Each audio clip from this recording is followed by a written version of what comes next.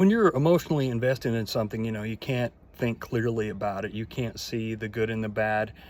And I was that way with politics, and I was that way with religion, and especially towards Israel, my whole life until the last few years.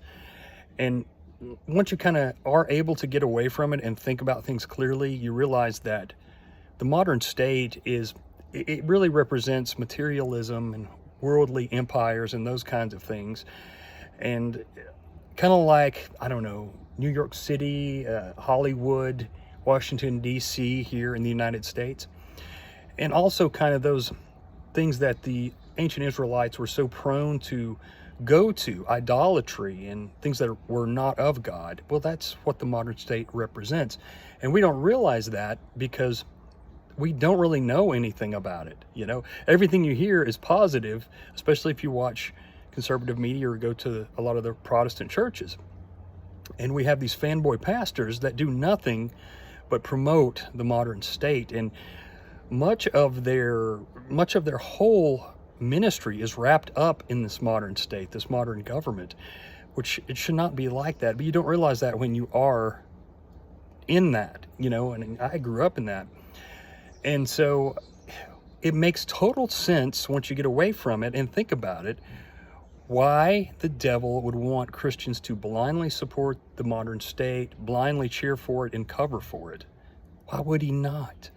And while we're talking about it, it's kind of the same as this American exceptionalism that's been drilled into our heads, in the belief that our government and the corporations that they're in bed with have to stay on top, or something terrible will happen to us, or we won't be able to live the good life that we lead. It's not true at all. That's for them. And they try to make us feel like we're exceptional, just like people try to make modern citizens of Israel feel exceptional, because that way, when their government goes and does horrible things, we'll cover for them. Because, hey, we're the good ones, we're the chosen ones, and what our government does, it has to be just, it has to be right. We're the saviors of the world, we're not the savages, right? It's total BS, but once you get away from it, everything starts to come together and you realize, oh, the devil, the evil one has pulled the wool over so many people's eyes. And again, with the help of these fanboy Pharisee firster pastors. It's really a shame what's happened to the church.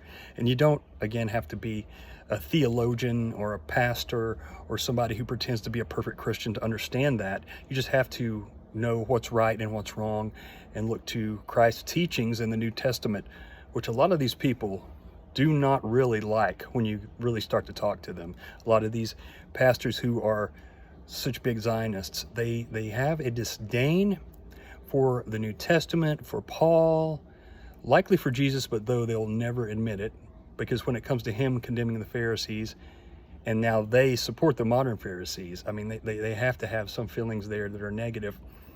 They have negative feelings towards the Reformation.